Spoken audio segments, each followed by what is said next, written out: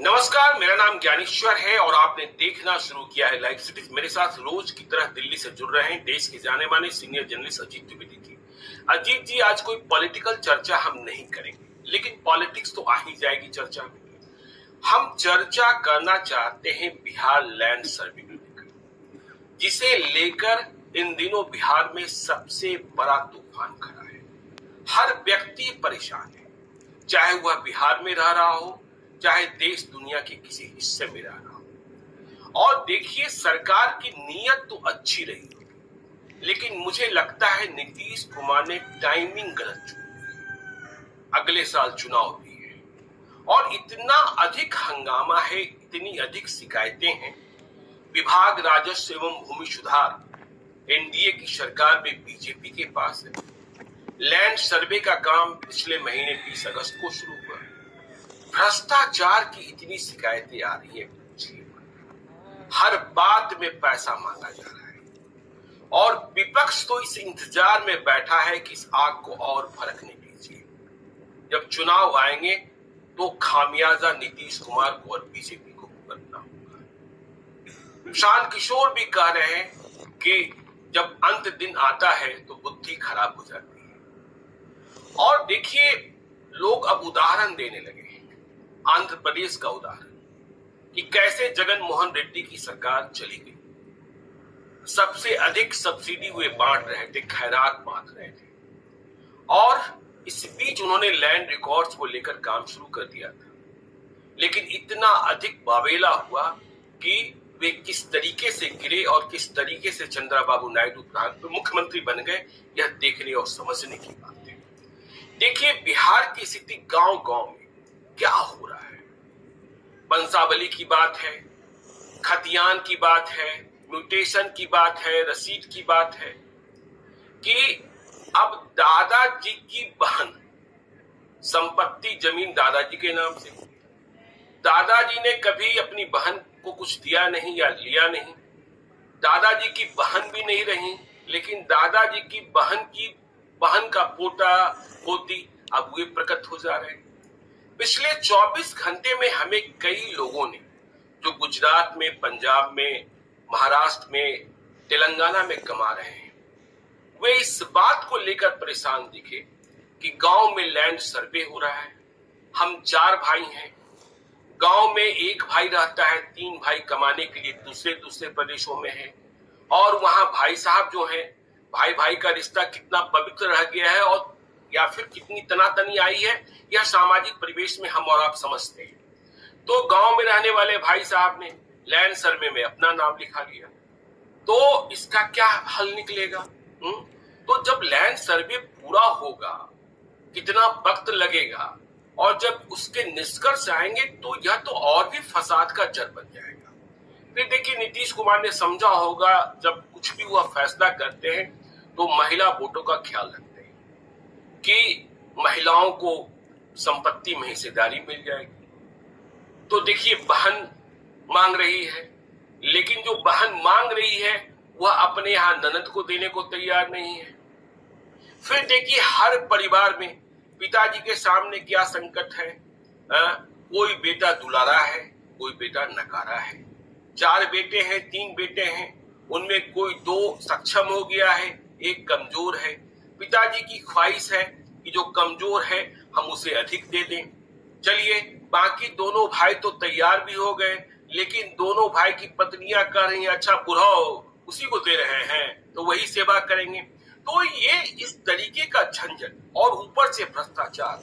कोई भी कागज, कोई भी जानकारी, आप देखिए, मैं जहां जा रहा हूं, जब लोगों से बात कर रहा हूं, लोग मुझे फीडबैक दे रहे हैं, भ्रष्टाचार की इतनी शिकायतें हैं कि पूछिए मत। और यह तो जी का जंजाल बना हुआ दिखाई पड़ रहा है। अजीत जी, आप भी बिहार से हैं और इस दर्द को महसूस कर रहे होंगे। बिल्कुल ज्ञानेश्वर जी, आपने जहां जितनी बातें कही, आपने जो सबसे पहले बात कही वहां से शुरू करते हैं।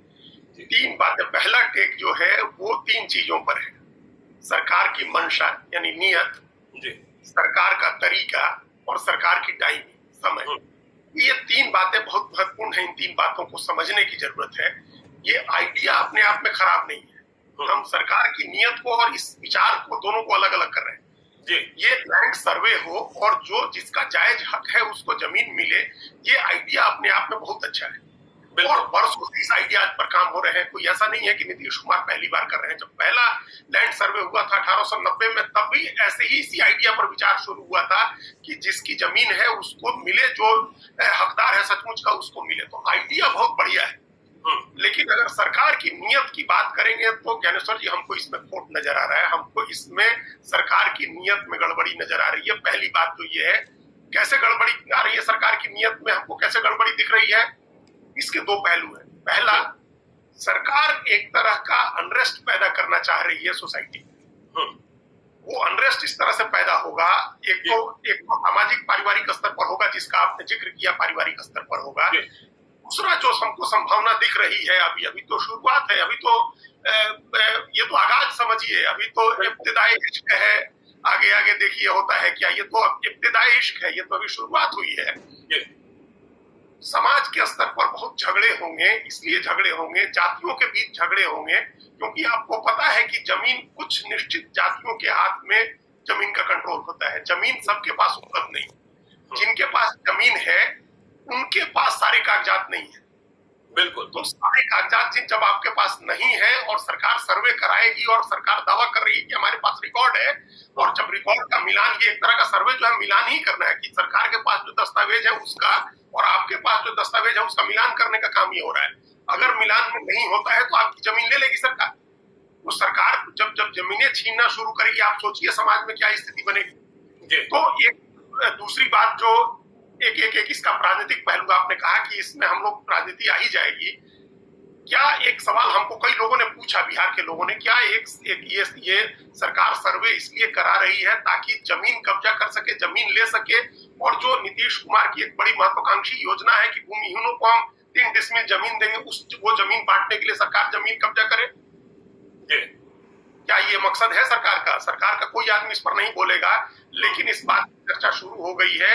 और आप देखिए अभी ये कई जगह से शुरू हो गया। जैसे अभी एक खबर आई, जब सर्वे शुरू होने के बाद एक खबर आई कि बेतिया राज की 15,000 एकड़ जमीन सरकार छुड़ाएगी, कब्जा करेगी। बिल्कुल। अब इस तरह से तो बेतिया राज की जमीन है, तो मान लीजिए कि बेतिया राज की जमीन है, ऐसे तो बड़े जमींदार हुए, बहुत लोगों के पास जमीनें हैं जिनके पास कागजात नहीं है, दस्तावेज नहीं है। आप वो जमीनें छुड़ाएंगे, सरकार वो जमीनें कब्जा करेगी और उस जमीन का राजनीतिक मकसद के लिए इस्तेमाल हो सकता है। राजनीतिक इस्तेमाल हो सकता है कि आप 3 डिसमिल जमीन बांटने के लिए आपके पास जमीन नहीं, ज्यादातर लोग भूमिहीन है, जमीन का कोई कागजात नहीं है, तो आप भूमिहीन है, तो वो जमीन बांटनी है। तो एक तो सरकार की ये मंशा दिख रही है और ये मंशा टकराव बढ़ाने वाली है अपना राजनीतिक हित पूरा करने के लिए। इस पर और हम लोग विस्तार से बात कर सकते हैं। जो दूसरी बात है तरीका सरकार का तरीका भी गलत है। तरीका इसलिए गलत है क्योंकि अभी तो आपके पास आप दावा कर सकते हैं कि बिहार में जो 40-45 हजार गांव हैं, उन सभी गांवों के सारे कागजात सरकार के पास हैं और सरकार उनको डिजिटाइज कर चुकी है। सरकार के सारी जमीनें, सारे आपको पता ही है, सारे गांव के कागजात सरकार के पास खुद ही नहीं है। तो आपके पास सारा डिजिटाइज जो जमीन के रिकॉर्ड होने चाहिए वो सारे नहीं है आपके पास, आधे अधूरे दस्तावेज आपके पास है। पहली कमी। दूसरी कमी, आपने कहा जब 2011-12 में ये काम शुरू किया आपने, तो आपने कहा कि हवाई जहाज में एक जियो टैगिंग मैप बनाने वाला इक्विपमेंट आपने लगा करके और लोगों के खेत के ऊपर से जहाज उड़ा दिया, तो अब आपके पास डिजिटाइज मैप आ गया सारी जमीन का, 1-1 इंच जमीन का आपके पास डिजिटाइज मैप आ गया। सरकार ये दावा कर रही है। ऐसे थोड़े होता है, ऐसे आपके पास है कहाँ? इस तरह से आप हवाई जहाज से जमीन नाप लीजिएगा। हवाई जहाज और तस्वीर में जमीन किसी की आई 4 कट्ठा जमीन है और हवाई जहाज में जमीन आई 3 ही कट्ठा, क्योंकि 3 तरफ से जिनकी जमीनें हैं उन्होंने घेर ली है।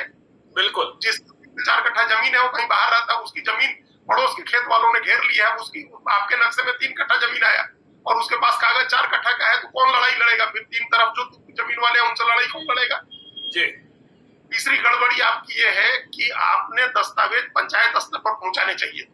आपके पास अगर जमीन के दस्तावेज हैं और आप कह रहे हैं कि आपके पास डिजिटाइज मैप है, वो मैप और कागजात पंचायत स्तर पर पहुंचना चाहिए था, मुखिया सरपंच के पास, और जो ग्राम सेवक है उसके पास, जो वहां का सचिव है जो उसके पास वो होना चाहिए था नक्शा, ताकि आम आदमी को इसके लिए कहीं भाग दौड़ करके नहीं जाना पड़े। जो आपने कहा कि जितना भ्रष्टाचार है एक-एक दस्तावेज के लिए, मंत्री तो आते हैं मुंह उठाकर कह देते हैं कि आपको कहीं परेशान होने की जरूरत नहीं है, आप स्वघोषित दस्तावेज आप स्वघोषित पेश कर दीजिए, स्वघोषित वंशावली डाल दीजिए। अरे स्वघोषित वंशावली डाल देगा तो क्या वो सचिव उसकी जांच पड़ताल नहीं करेगा? नहीं, स्वघोषित डाल दे, हम कह दे गांधी मैदान मेरा है तो और फिर वो नेहरू जी भी हमारे पूर्वज थे, तो आप मान लीजिएगा कि हम वंशावली डाल दी तो हम उनके पूर्वज हो गए, उनके वंशज हो गए। यहाँ तो फिर सब आदमी अपने को बेतिया राज का वंशज बना देगा वंशावली में। आप मान लीजिएगा कि बेतिया राज के वंशज और बेतिया राज की जमीन में आपकी हिस्सेदारी है, तो आपको प्रमाणित तो करना होगा। वंशावली कोई स्वघोषित होगी, अपने से वंशावली बना के डालिएगा तो उसकी आप जांच जरूर करवाएंगे। भले आप जो कुछ कह रहे हो, आपका सचिव जांच करेगा, तो वो बिना चढ़ावा लिए बिना पैसा लिए कोई जांच नहीं होना है। और जांच का तो पुराना तरीका है, सबको पता है कि वो जांच होती है, उसमें गांव के 2 लोगों की गवाही होती है, कागज बनते हैं उसके, तो वो सब होगा। हमको मान लीजिए किसी व्यक्ति को नहीं करना है, हमने स्वघोषित बना दिया तो उसकी जांच आप करवाएंगे। तो ये एक मामला, ये तो ये 3 तो हमको तरीकों में स्पष्ट गड़बड़ी दिख रही है। देखिए, और एक गड़बड़ी ये भी देखिए, बिहार में कितने लोगों के पास अपने जमीन का खाता नंबर, खेसरा नंबर पता है, कितने लोगों को अपने खतियान का पता है, कितने लोगों के पास जमाबंदी की रसीदें हैं, कितने लोगों के पास जमाबंदी का दस्तावेज है, कितने लोगों के पास चकबंदी का दस्तावेज है, कितने लोगों के पास जो सीलिंग हुई थी उसकी दस्तावेज है, कितने लोगों के पास जो उसका रजिस्टर है म्यूटेशन का। आप है नहीं लोगों के पास, है पुराने दस्तावेज है, पता चला कि पन्ने फटे हुए हैं, उसमें पन्ना गायब कर दिया पुराने लोगों ने, किसी ने पहले गड़बड़ी कर दी। तो आप आधा अधूरा लोगों के पास दस्तावेज है। आप कहते हैं कि ऑनलाइन दस्तावेज उपलब्ध है, आप ऑनलाइन सर्च करने जाइए। हमको ज्ञानेश्वर जी दिल्ली में 10 आदमी मिला जिसको हिंदी में जो परफॉर्मा बना हुआ है वो पढ़ के समझ नहीं आ रहा है कि सरकार क्या करना चाहती है। बिल्कुल बिल्कुल। आपने ऐसी जटिल भाषा में अनुवाद करवाया हुआ है, जो अंग्रेजी के शब्द हैं उनका लोगों को समझ नहीं आ रहा है कि आप कहना क्या चाह रहे हैं। तो ऑनलाइन दस्तावेज नहीं मिल रहे हैं, साइट नहीं चल रही है। और जिस बिहार जैसे प्रदेश में जहां करोड़ों करोड़ लोगों के पास कोई डिजिटल टेक्नोलॉजी नहीं है, कोई डिजिटल एक्सेस नहीं है, आप उसको करें कि आप ऑनलाइन चेक कर लीजिए। तो पैसा दीजिए और लीजिए। आप कैफे में बैठिए, पैसा देखिए, पैसा दीजिए, और उस समय काम नहीं हुआ 4 बार आप दौड़ते रहिए काम छोड़ करके। तो इसीलिए हमने कहा कि अगर पंचायत के स्तर पर आपने सारे दस्तावेज पहुंचा दिए होते कि एक पंचायत और इस पंचायत की 1-1 इंच जमीन का ये दस्तावेज है, उसका ये नक्शा है, उसकी ये चौहद्दी है सारी जमीनों की, और ये पंचायत के भवन में रखा हुआ है, जिसको लेना है जाकर वहां से ले ले, तब तो समझ में आता कि आपका तरीका ठीक है। नहीं, तब भी तो अजीत जी समझिए ना, बिहार से बाहर कितने लोग रहते हैं, आप ही रह रहे हैं। मैं भी क्या बोलता हूँ, पटना में रह रहा हूँ, मुझे खुद ही नहीं पता है कि मेरे बाबा ने, जो मेरा पैतृक गांव है, उन्होंने किससे जमीन ली थी। हाँ, एक घर बना हुआ है, अब तो देखिए वो टूटा फूटा घर है, गांव का जो घर है, लेकिन हमें पिताजी ने भी कभी नहीं बताया कि बाबा ने किससे ली थी, फिर कैसे आया, क्या आया। हाँ, लेकिन वो जो कहते हैं कब्जा बना हुआ है इसलिए है। अब कहां से हम कागज खोजें, कहां क्या करें नहीं करें, और सारा काम छोड़कर, चाहे आदमी दुबई में कमा रहा हो, चाहे आदमी अमेरिका में रह रहा हो, चाहे गुजरात में रह रहा हो, महाराष्ट्र में रह रहा हो, सारे काम छोड़कर आपने कोई सुविधा, और हम चले भी आए तो काम तुरंत हो जाए। और यहाँ तो गिद्ध बैठे हैं, यहाँ तो चिल कौए बैठे हैं, इसके लिए इतना पैसा दो, भाई ये कहेगा, भौजाई ये कहेगी, ननद ये कहे, ये तो इतना सारा झंझट पैदा हो गया। तो वही तो तरीका जो है, हम जो तरीके पर चर्चा कर रहे थे, इसलिए तरीके पर चर्चा कर रहे थे कि आपका तरीका पब्लिक को हैरेस करने का, उसको परेशान करने का, उसकी सुविधा देने का नहीं है, उसको परेशान करने का तरीका। अगर आपके तरीके में आपका तरीका सही होता